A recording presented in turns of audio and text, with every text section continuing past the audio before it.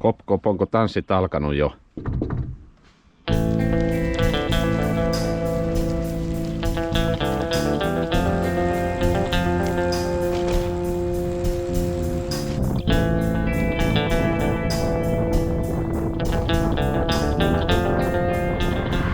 Se on Tapio T. Terve, moro, huomenta.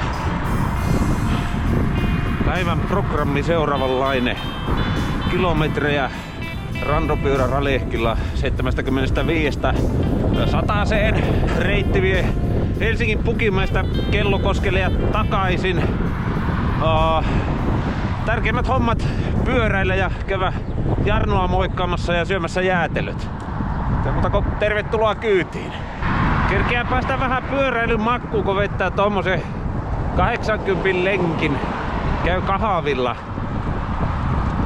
Ylipäänsä elämä tuntuu reveetiltä, kun ajelee randolaukku tuolla takana kiinnitettynä. Pysyy pyörä oikean tuntuisena. Riippumatta siitä veetääkö tunnin iltalenkki vai revetti vai jotain kahden brevetin välissä, niin kuin tämä lenkki tänään. Suunnitelmia on. Seuraava 200 niin siitä lähitulevaisuudessa. Tänään ei ainakaan saja vettä. Nätillä säällä meitä tänään siunattua. Veikkaan tämän kauniin sään houkuttavan pyöräilijöitä näille väylille tänään. Tuosta meni äsken joku hiilikuitusankari hyvää vauhtia ohi. Nyt meni kuvassa nähty yksivaihteisen polkia. Samaan suuntaan kuin minä, mutta vauhtia aavistuksen verran enempi. Eilen on ollut Espoo 200. Kuulemani mukaan siellä on tehty sankartekoja. Muun muassa maastopyörillä poljettu saappaat jalansa. Mitähän se oli? Oliko 8 tuntia vai alle koko matka? Se, että brevetin voi ajaa niin moneen tyyliin käyttäen haluamansa ajan sitä koko 13,5 tunnin limitistä vaikkapa 200-sella. Se on lajin rikkaus. Mulla on keskinopeus nyt 18,2 tästä melkein 10 matkalta, mitä on ajellut tänään tätä. Mutta minun 200 pitää mielellään olla hittaita ja pitkiä. Aja vauhtia, mikä tekee itsesi onnelliseksi. Etuvaihtajan vaihtaessa vähän liian laiskasti, että rimmasin vaijeria sitä vaijerin kuoressa olevasta säätimestä ja melkoista hinkausta tuohon vaihtajahäkkiin pitää tuo ketju. Nyt on vaihteella 2. Jos pistäisi ykköselle, niin kolina olisi vielä kovempi. Täytyy sitä vähän sääjellä tuossa jossakin matkan varrella.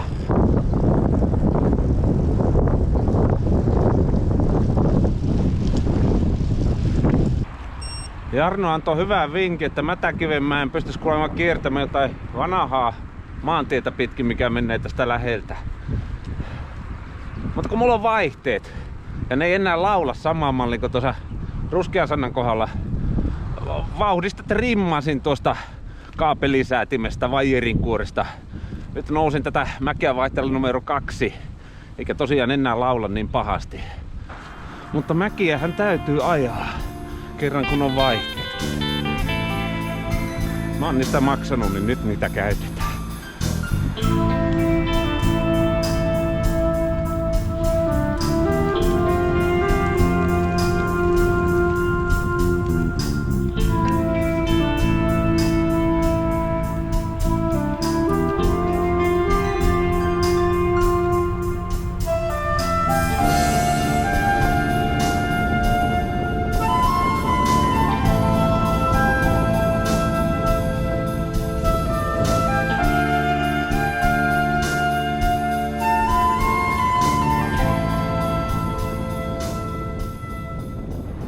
Pidinpä tuossa ladon nurkalla tommosen pienen brevettiä simuloivan banaanitauon, mutta koska kyseessä on simulaatio ja tämä ei ole brevetti, söin banaanikeksin, niin sanottua kuivattua banaania viljatuotteen muodossa.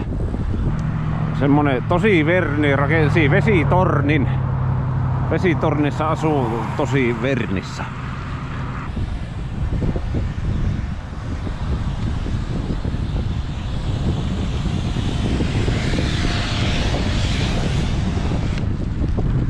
Paljonko on vielä aikaa kessää? Teräsrungosta tosi paljon, mummopyörästä melkoisesti, hiilikunnosta hiukkasen ja joposta jonkun verran.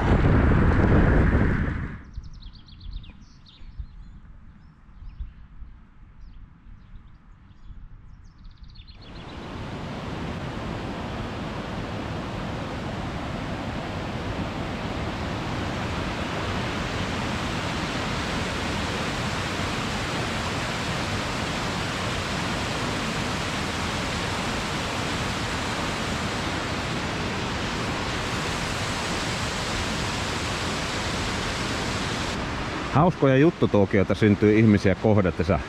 Tuossa sillalla vanhemman pariskunnan kanssa juttelin, kun katseltiin tuota kalaporrasta. Sitten tässä kävi yksi paikallinen opas. Puhuttiin pyöristä. Pääsin jälleen kerran kertomaan tämän pyörän syntyhistoriaa, miten se on tämmöiseksi vuosien saatossa päätynyt.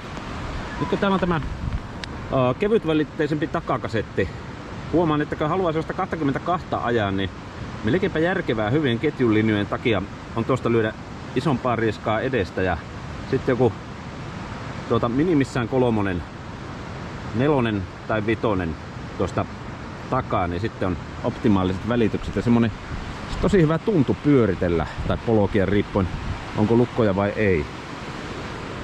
Semmonen hyvä fiilis ajella. Jokainen modaus mitä on tehty, niin ei ole turhaan väännetty tähän. Jes, tuossa Jarno soitteli ja sanoi tehtävänsä hyvän ruokapaikan lähestöltä, niin ajelen sinne ja vartin päästä nähdään. Päästään lounaalle. Tulitko metsästä? Hyvää päivää. Voittaako tällä retkiaustoa saastaisin pyörätittelin? Todennäköisesti. Metsänmies kun on, niin... Oliko reenaamassa likaiseen lakkeuteen? Joo, ja vähän mäkinousua. No niin. On se jännä, kun pitää tulla pizzalle 22 kilsaa, vaikka suorinti on 7 kilometriä. Niin, mun ei tarvitsisi kävellä keittiöön ja ruveta vääntää taikinaa, ja mä oon 40 kilsaa jo tuossa.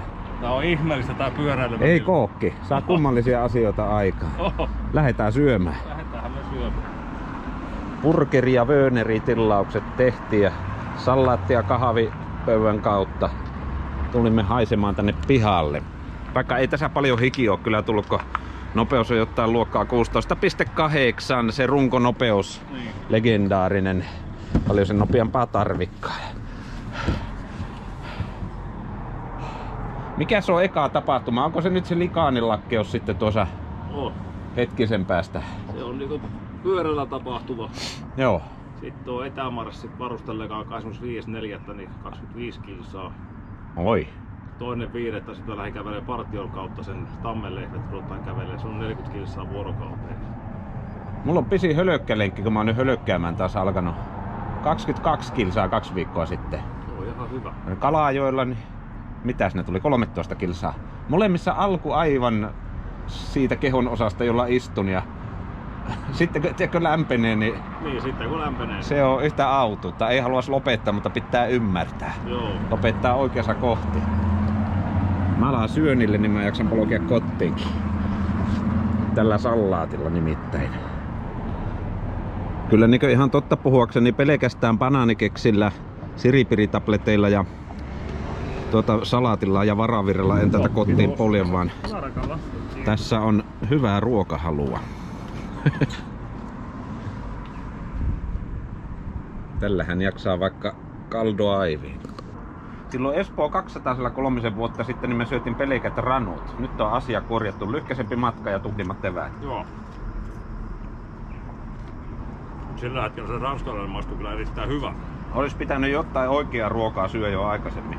Olisi pitänyt. Liikaa intoa. Nyt on viisaampi.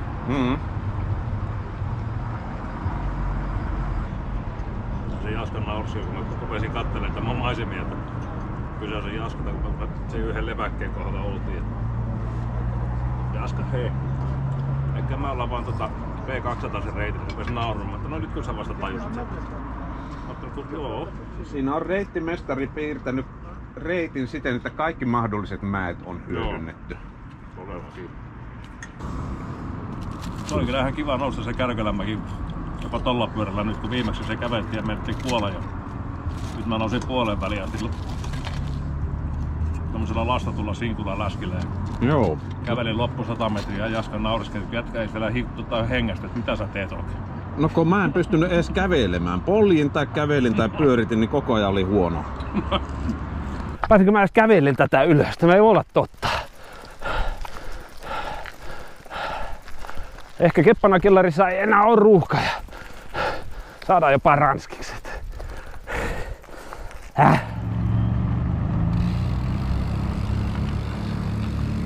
Täällähän on paljon komioita autoja tänään liikenteessä. Kiitos lounasseurasta. Kiitoksia ja turvallista matkaa. Kiitos. Toivottaa pihaa. No niin, pyöräilläänpä. Moi!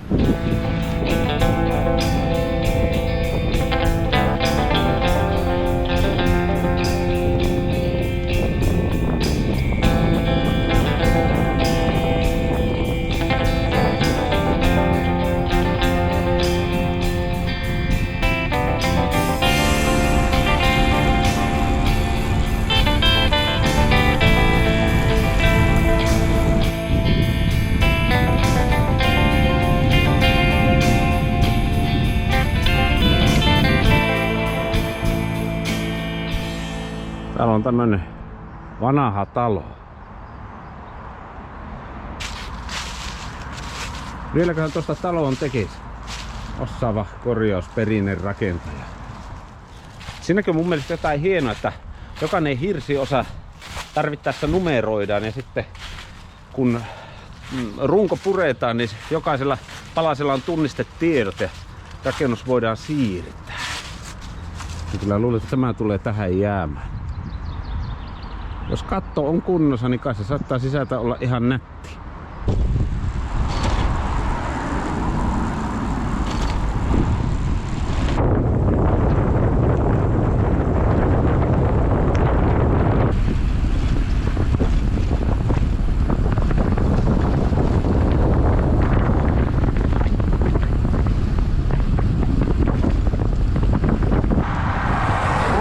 Sannassa ja viimeinen 10 alkaa. Ajaminen tuntuu hyvältä. Siinäpä oikeastaan kaikki sunnuntai-lounaslenkin tämmöiset ajatukset tähän loppuun. 2 brevetin välissä. 80 kilsaa tuossa tulee kokonaismitaksi. Täytyy se kyllä hölkelle hypätä itsekin tuossa, kun viikolla taas ennättää. Mukavan näköistä, kun porukka liikkuu.